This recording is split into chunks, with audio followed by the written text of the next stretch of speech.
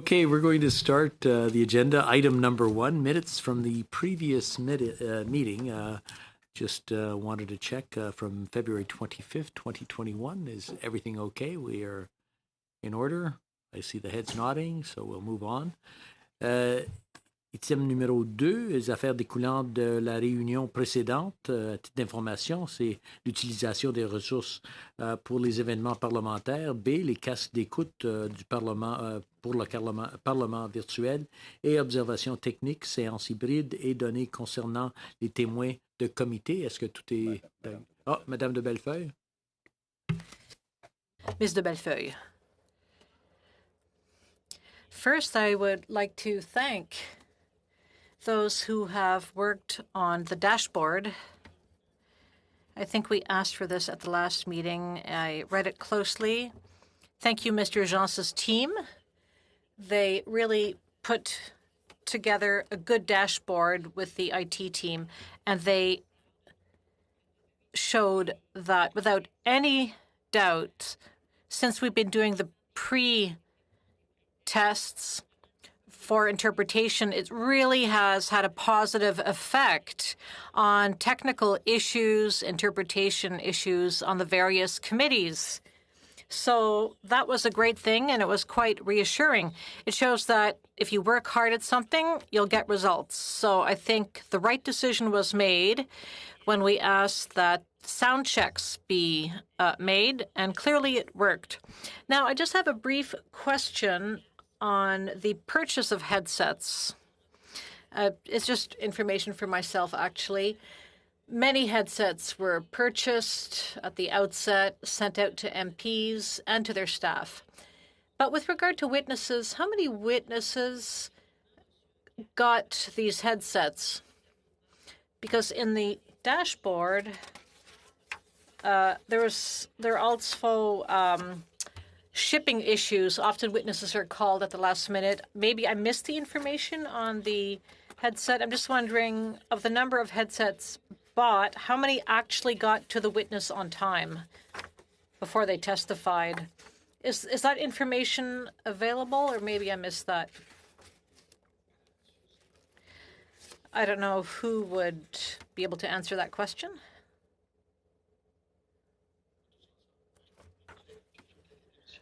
Perhaps I can respond. We sent out 134 headsets to witnesses out of 2,041 witnesses, or rather 2,120 witnesses. Apologies, what's the percentage who used them? I'll just do the math for you quickly. 834 headsets. About 40%, Madame de Bellefeuille. So 40% of witnesses received their headsets on time. Yes. Yes. So 40% of witnesses got their headsets on time. However, with these sound checks, what we understand is that not only is the headset important, but it's the microphone the witnesses are using. So for witnesses who have not gotten the headsets on time, it's important for them to use the right microphone or sound input. Yes, absolutely. We try to see what devices they're using, and we hope the devices hit minimum standards. And we try to do that early on in the day. We try to contact witnesses. But if they have earbuds, we're not saying the microphone is not good, but Bluetooth is not recommended for our committee meetings and also to protect the hearing of the interpreters. Thank you very much for that. Merci. Commentaire pour numéro 2. Any other observations on point 2? A question or a comment on item number 2? You're on mute. Yeah, I think I'm off now. Okay. Yeah. No. I guess two things I had. I guess a follow-up question to Madame de Bellefeuille. Some of her questions. Just in regards to some of the incidents that you have had with the interpreters in terms of injuries and whatnot. I noticed that 65 incidents were reported in the first 6 months, and then there's only been 16 in the following in the last 6 months. Has that decline continued, or has it plateaued? And what do we attribute that to? Is it just the better use of the headsets, or? I believe that's If I can Monsieur Aubé, or?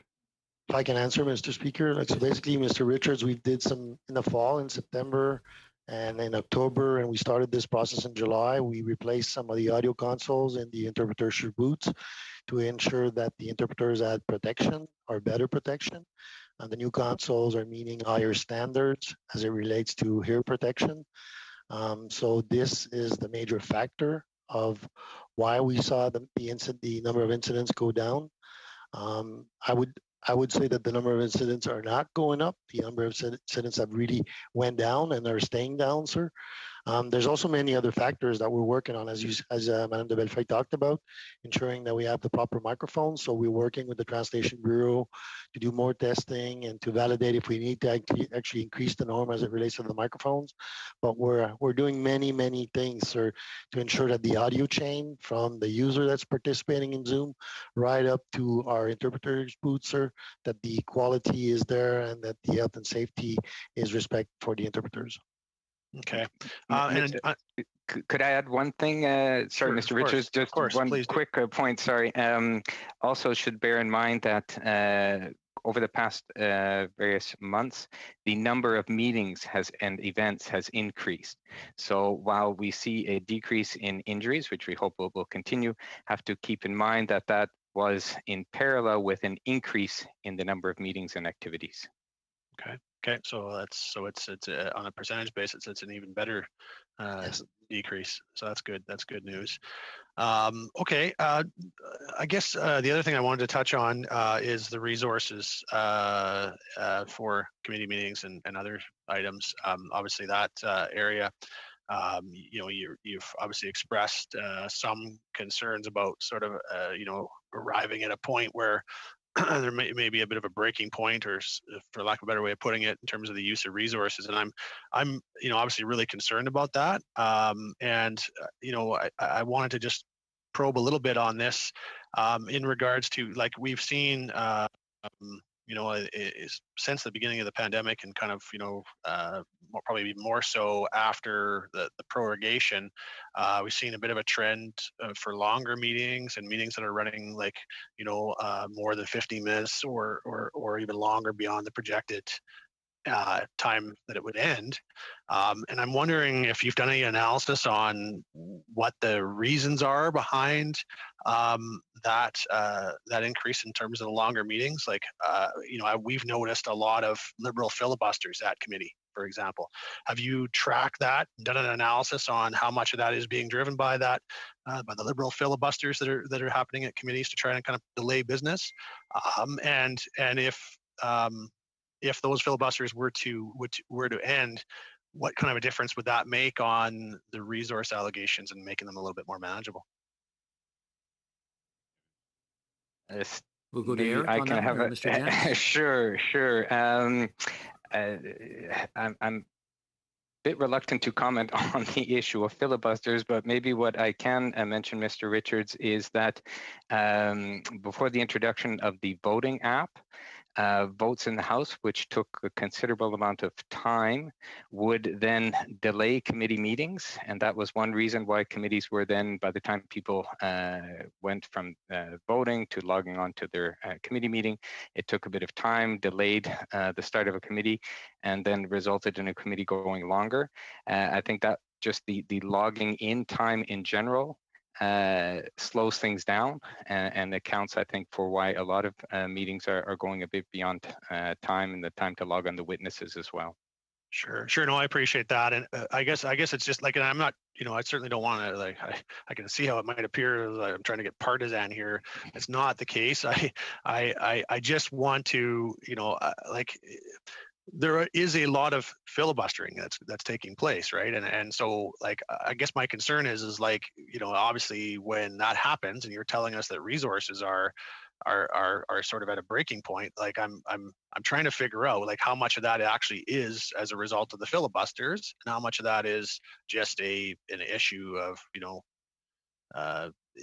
not being able to keep pace with the committees. Because obviously, if it's not being able to keep pace, it's a different issue than if it is as a result of filibusters, which is something that's avoidable and preventable, right? So I'm trying to get a sense, and what I'm hearing is maybe you haven't analyzed that, like how much of it is actually based on filibusters and how much of it is based on, just the sheer volume of meetings. Is that what I'm hearing? Is it like, is that something that you maybe, I would sort of suggest it might be a good idea to analyze that, and just because obviously we're looking at a different problem if it's literally just we can't keep up with the number of meetings, because that we have to ensure we can do that. If it's an issue of filibusters, well, that's maybe a little less inside your control, and that's why I suggest it. No, it's a fair point, and we can do a bit of an analysis on that and come back with some information for the next board meeting or Good. before. Great, that'd be appreciated. Thank you. Yeah. Okay, our next person on the schedule is Mr. Julian, followed by Mr. Holland. But before I go to Mr. Julian, Mr. Richards mentioned about the microphone being the quality and the health of our interpreters. I just want to remind all the people who are on today that it's best if the arm is about halfway between your nose and your upper lip, so that we can avoid the popping, and that will take into consideration the health of our interpreters, which we care about so much. Monsieur Julien. Merci beaucoup, Monsieur le Président. Sorry, just Mr. Speaker, can I just before we move on? So to be clear, like they've asked me to put it closer to my mouth. You're doing fine, Mr. Richards. Actually, okay. I should say that's standard, but depending on where your breath goes, you could hold it lower between your lower lip and your chin. These are things that I observe while I'm sitting in the chair and watching you guys speak. So now you know. No, I appreciate that. I had a phone call that asked me to make it closer, so I moved it based on that, but I just wanted to make sure I hadn't moved it in the wrong place. No, the big concern directly in front of your mouth, and when the breath comes out, it pops on it, and it's very difficult on the interpreter's ears. Okay, I'll try and adjust it just a little bit. No, you were fine. You were fine. Don't worry about it. It's just some. I just noticed it being there for some. Anyways, Mr. Julian, you had a comment. Merci beaucoup, Monsieur le Président. Thank you very much, Mr. Chairman. And I know that we have a lot of work for today's meeting, so I'm not going to delay. That said, I'm very happy with the progress that's been made, especially with the fact that we have better mics, which means that interpreters are suffering fewer injuries. They have very intense work to do, so knowing that the injuries have come down is a good thing. But I just have a question for Mr. Obi. Even though we're happy with the progress that's been made, there are nevertheless problems which remain. So I'll just put the question, what will it take to bring down hearing injury incidents even more? What would it take to bring it down to zero?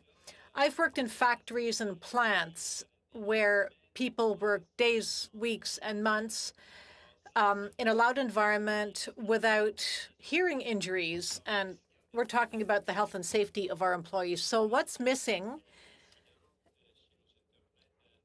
to bring down hearing injuries to zero so that there are no hearing injuries anymore?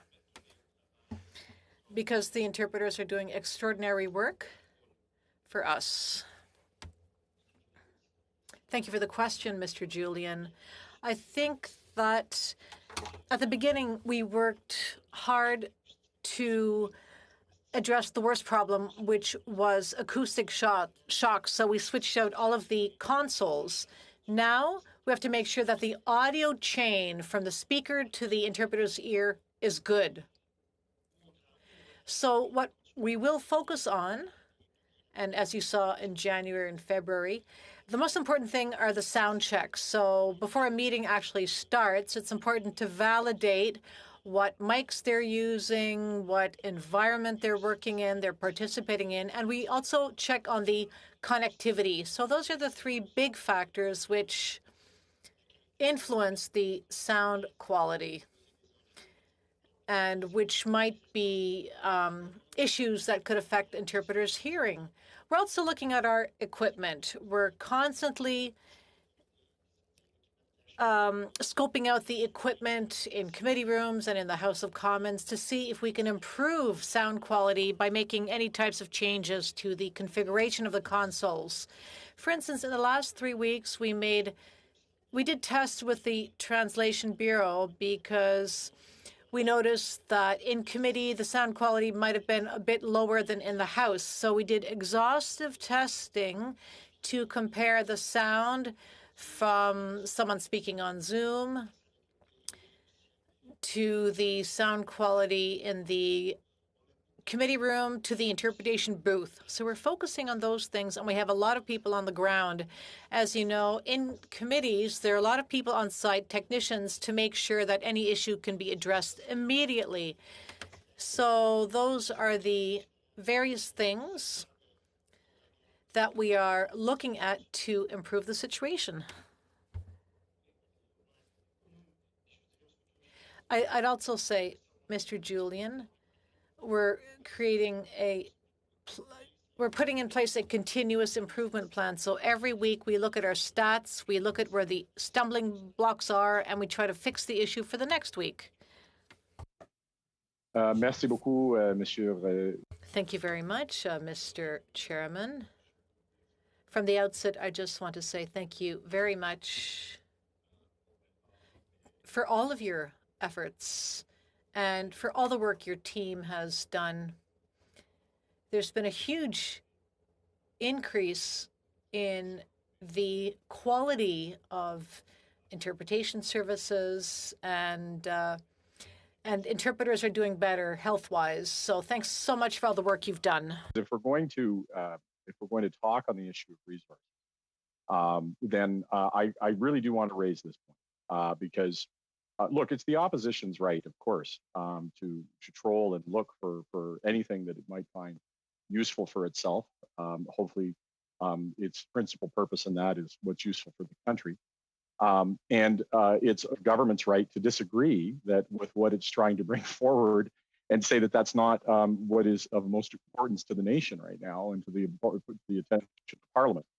But I do think that it's a good opportunity to talk about the use of 106.4s. I do think it's a good time to talk about all of the creation of new committees and work that is being placed on interpreters and ask who is creating that work?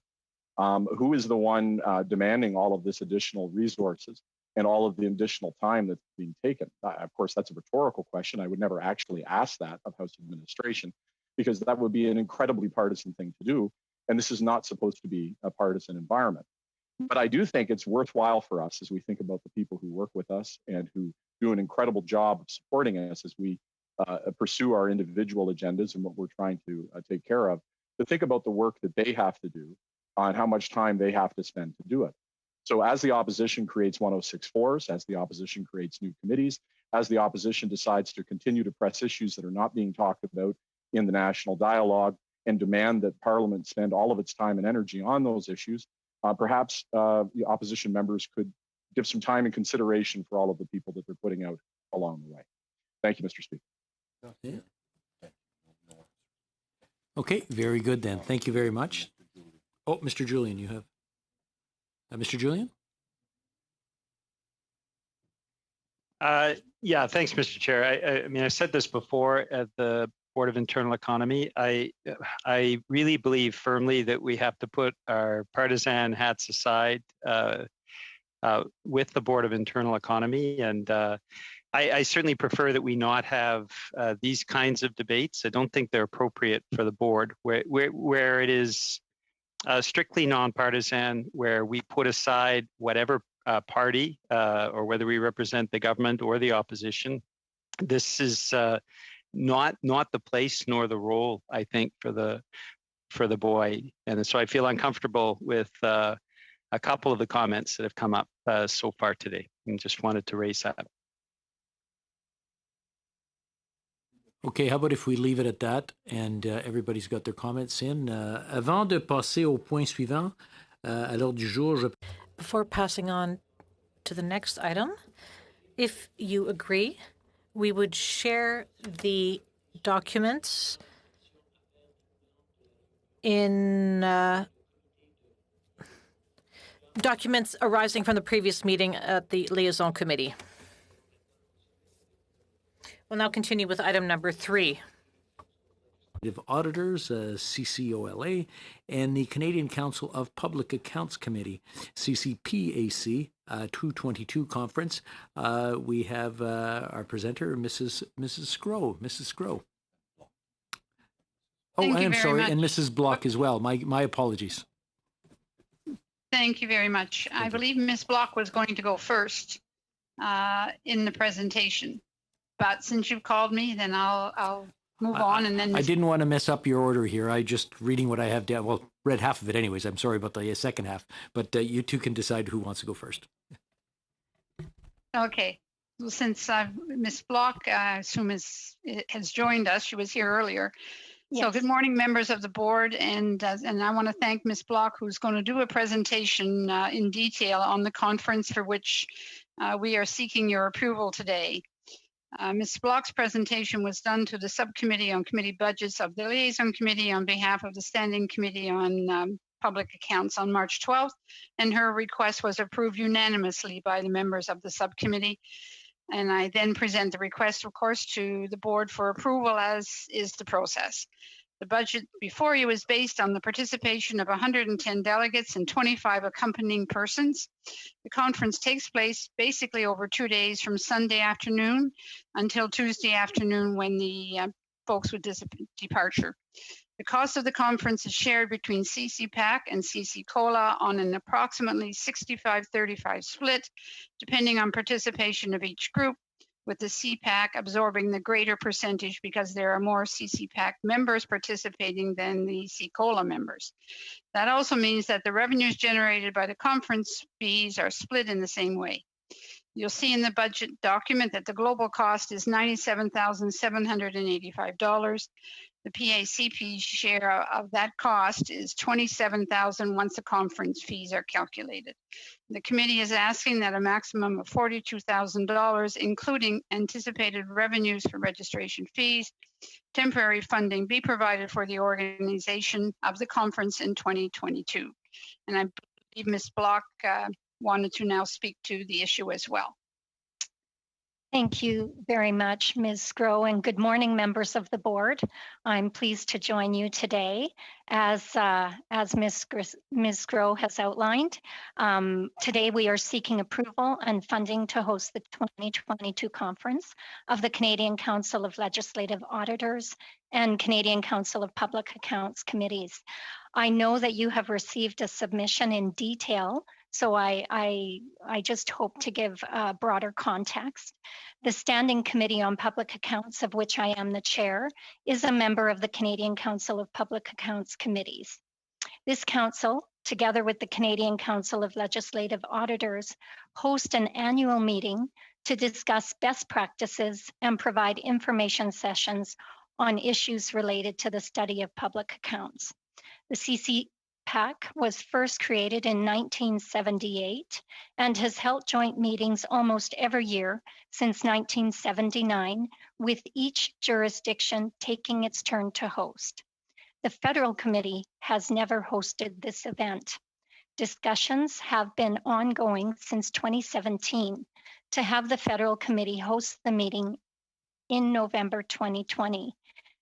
That the PACP adopted a motion to host the conference in 2022 once the appropriate budget had been prepared and adopted and the necessary permission from the House was received. I'm sorry, I'll just repeat that first part.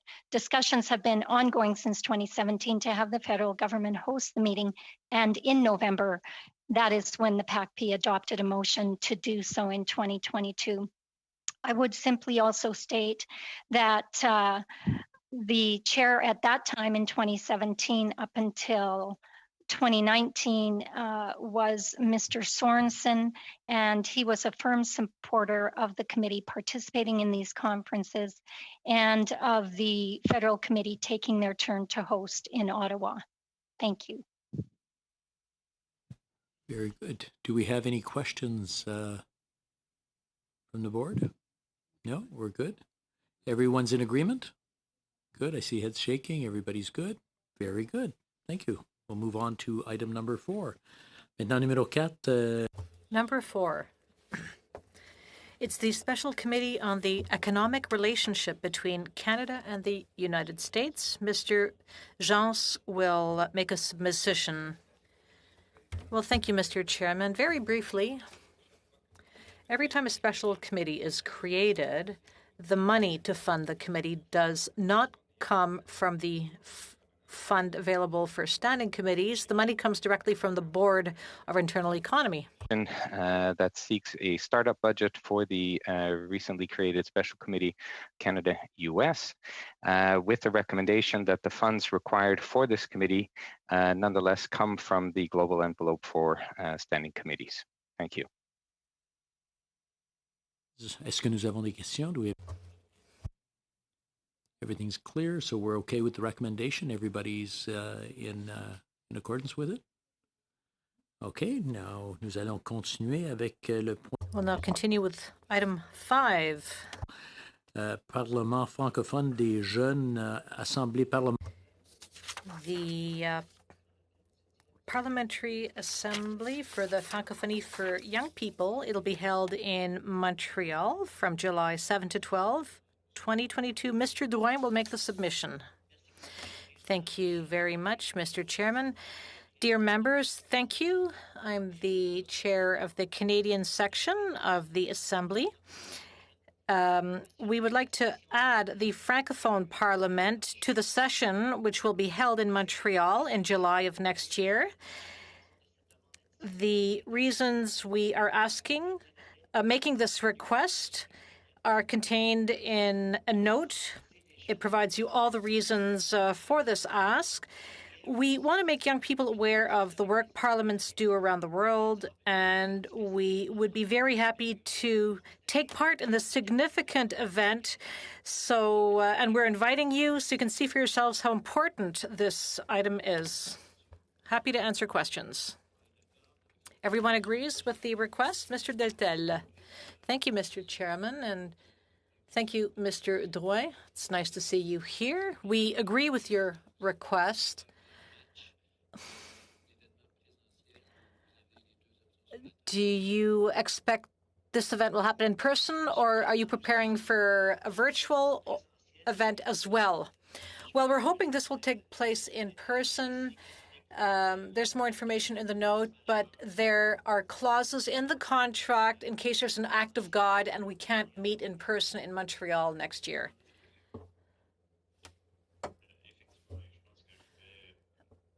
Yes, I see where you're coming from, Mr. Deltel. You want to know whether it might be possible to have a virtual or a hybrid meeting for this event.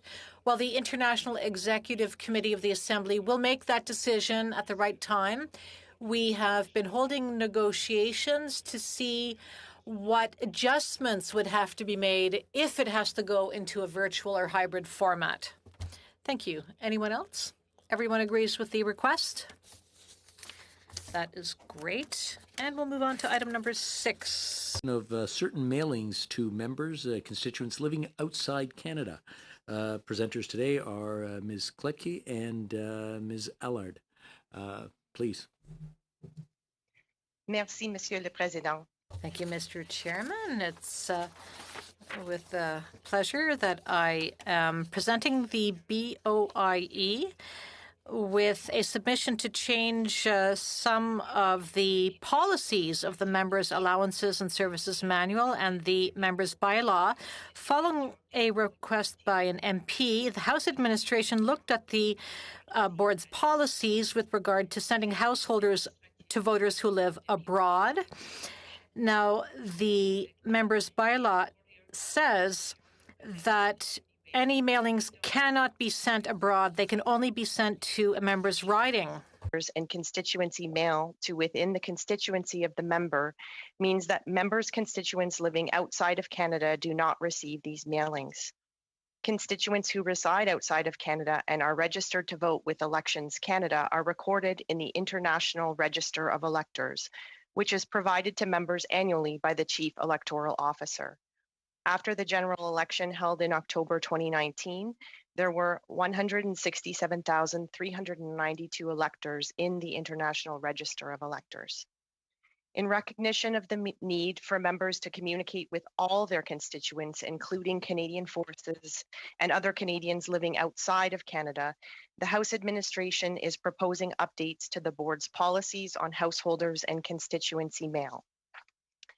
Firstly, the House Administration proposes that the policy regarding householders be changed to allow members to send householders as addressed mail to their constituents living outside Canada whose information is included in the International Register of Electors provided by the Chief Electoral Officer. Costs for additional copies of householders would continue to be charged to members' office budget, and envelope costs and costs for international postage would also be charged to the MOB.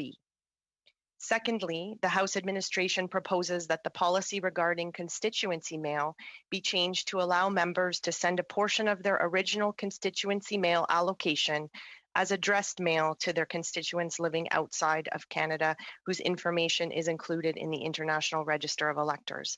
Envelope costs and international postage for constituency mail sent to constituents living outside of Canada would be charged to the MOB.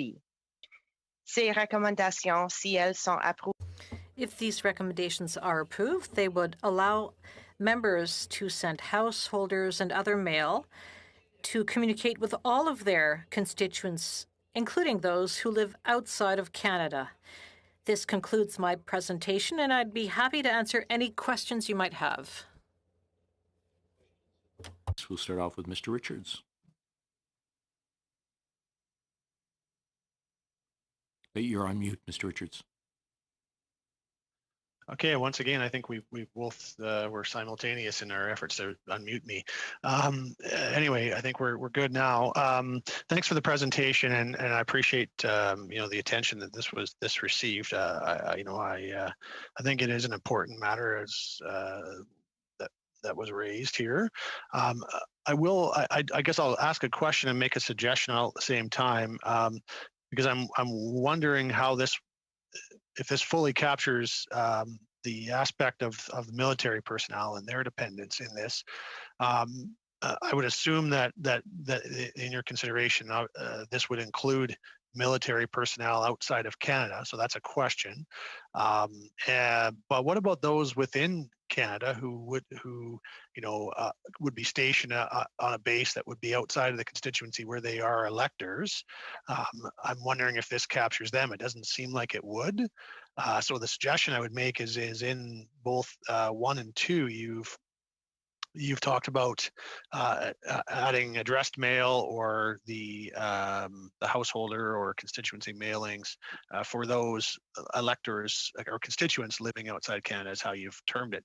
I wonder if we could have it be constituents living outside of the electoral district or something like that, because obviously, although it would capture, I assume, those military members and their dependents who are stationed outside of Canada, I'm not certain that it would actually capture those who posted on a base, but within Canada, but obviously would be electors elsewhere. So I want to make sure those are captured as well. I think it's important that we ensure all of our military personnel are receiving the same opportunity to get communication from their MPs.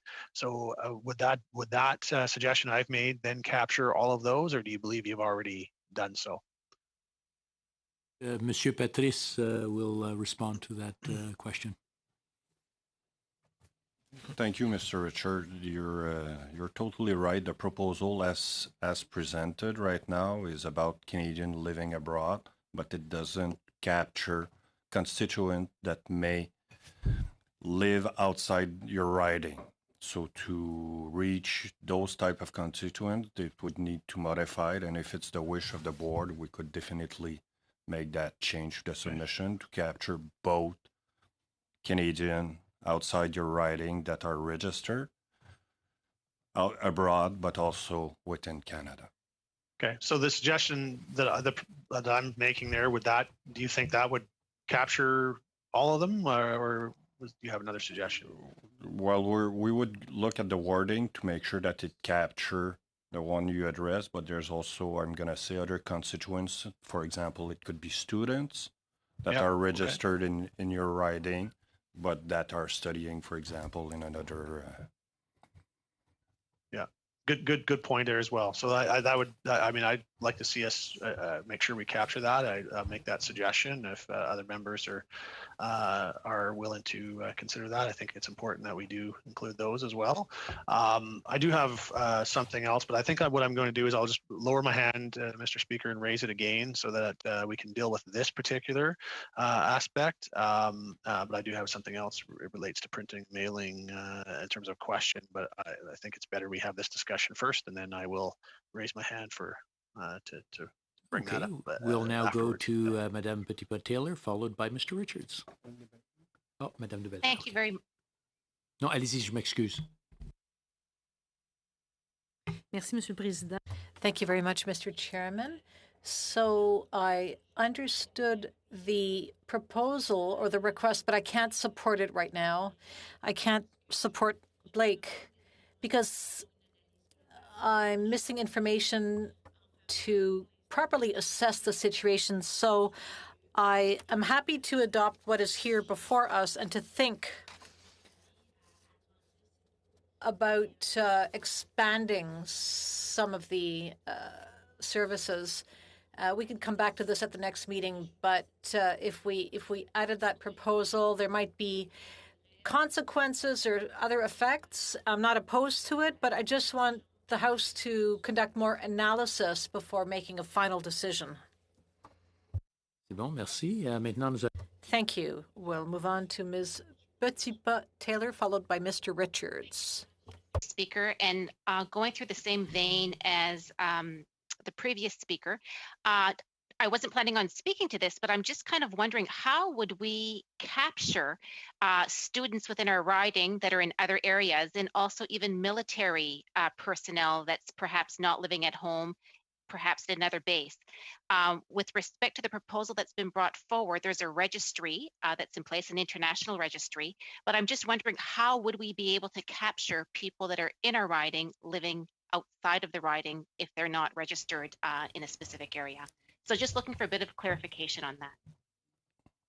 Okay, Monsieur Patrice will answer that. It would be the information as understand, because we're not providing those lists, but it would be based on the list that MPs receive pursuant the Canada Election Act. But we could look further in terms of what information they provide you in terms of on that list, because it's clear that for outside abroad, you're getting a mailing address, but it could be the same thing in relation to other constituent. But we would need to have a better understanding of the list that is provided on a confidential basis to MPs. Okay. Very good. Now we'll go back to Mr. Richards. Sure. I guess there we go. I get, as long as we've addressed anyone else that wants to comment on this particular suggestion, because I would rather than move on to another topic. Appears that that's the case. Okay, so I'll just maybe one last comment on this. I understand. I'm hearing the concerns that were raised about like ensuring that there is a way to capture those people. I think there would be. I think it's because if I understand the proposal correctly, it's it would be on us to then address those based on the information we have available to us from electors. But if that's the feeling of members that we approve this and then ask them to come back with a suggestion on how to deal with those within Canada, as long as there's a commitment that if they can find a way to capture those people in a satisfactory way, that we would be seeking to approve it. If we're satisfied with it, that I would be comfortable doing it that way. Because I do think it's important that we find a way to do this. And so as long as we can make a commitment that we're as long as they can come back with a way to show us that can be captured in a reasonable way, that we would be seeking to move forward, I'd be comfortable with that approach. The other issue I wanted to raise was we had, I can't remember which meeting it was at, but at a previous meeting, I had raised the service standards, et cetera, with printing mailing services, and I know that there was going to be some suggestions brought back to us on how those could be improved. I've had in the last little while some additional concerns raised to me by members of my caucus about some of the delays and things like that. So obviously we still have work to do there, and I'm just wondering what the status of those are, when we can expect to see something come forward to us, or if there is any update you can provide us on the work being done to improve those standards, or to bring something back to the board with suggestions on that. Ms. Kletke, I think I'll let you answer that. Sure, thank you, Mr. Speaker. Mr. Richards, thanks for your question. We are planned to come back. We're on the forward agenda for the May board meeting with the further analysis that's been done that follows the submission that we brought at the last board meeting. So that's when we're planning to come back. Okay, any other questions, comments?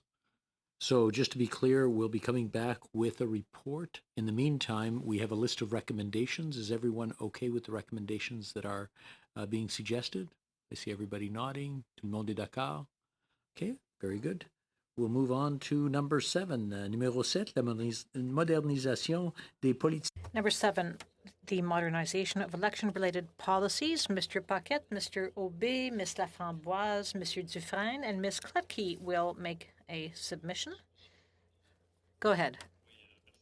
Thank you very much, Mr. Chairman. So I'm here today to get approval from the board for the modernization and alignment of some policies contained in the Members' Allowance and Services Manual and the Members' Bylaw, all with regard to the dissolution of Parliament, the post-election and transition periods. Following the last general election, and given the many challenges raised by members themselves, by senior officers of the House of Commons, and also issues raised by partners during consultations, House administration noted that this might be a good time to update some of the board's policies. I'll give you a brief overview of these policies.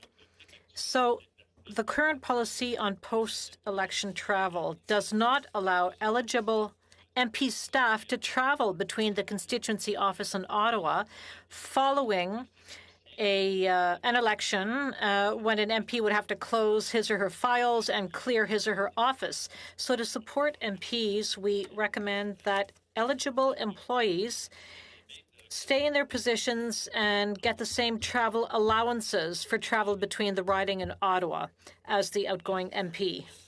Items pertaining to access to the parliamentary precinct network and the purchase of cell phones. Under current policy, members who are not seeking re-elections have access to the parliamentary precinct until the day before the general election, and members who are not re-elected have access to the network to 21 days after the election. These former members must also return their telecommunication equipment, such as their cell phones. The current timeframes do not allow enough time for former members to complete the administrative tasks and to settle the accounts with the House. So extending the duration of access to the network would better serve members in settling their accounts. So the administration here is recommending that external access to the parliamentary precinct network be increased to 90 days following the election for members who are not seeking re-election and who are not re-elected. They would retain one House-managed portable device during that period to facilitate the process. This would also align with the period that members have to settle their financial accounts. As for cell phones, former members have expressed an interest in purchasing their devices to help ensure a certain continuity at the time when they are experiencing many changes. It is our proposal following the election that these members be allowed to purchase their cell phones for personal use at a fair market value. Other recommendations relates to the mandatory clauses in constituency office leases. This proposal builds on revised assignment clauses proposed by the board or approved by the board in 2015, where the leases of former members are assigned to the House for the 120-day period following an election. The administration noticed opportunities for further improvements, which would help facilitate a smooth transition between former and newly elected members. These revised clauses would be included in new constituency office leases or extension of existing leases after the next general election. With respect to transition support, the administration is recommending adjustments to better align the policies and bylaws in order to ensure former members can effectively use these various transition supports. So, Mr. Speaker, this concludes my presentation, and we are here to answer any questions that board members may have. I believe we have Mr. Julian has a question. Monsieur Julian. C'est pas une question, c'est un commentaire, monsieur. That's an interesting issue, and I'd like to begin by saying, Mr. Chairman, that I support the recommendations which have just been made. I find it really important that we have transition policies that make sense. We all know just how hard it is to go through an election and then not to have the resources to go through that transition. It's hard for employees and even for the MPs themselves. It's hard for everyone. So I think that this approach makes sense and would really help improve the transition. I think transition, a more appropriate transition, is also good for Canadians. I mean, we have a situation where MPs come out of an election campaign. If we're talking about a defeated member of parliament, it's important that there's some transition with the new member of parliament, even if it's a different party. Putting in place these measures, I think, just makes sense for their constituents as well. We need to have a little more of a framework and support and order around the transition that comes out of the chaos of an election campaign. So I fully support these measures. Merci. D'autres questions ou commentaires? Any other questions, observations? That have been put forward? Tout le monde est d'accord? Parfait, OK. Maintenant, nous allons prendre une petite pause pour... We'll now take a short break and then go into camera.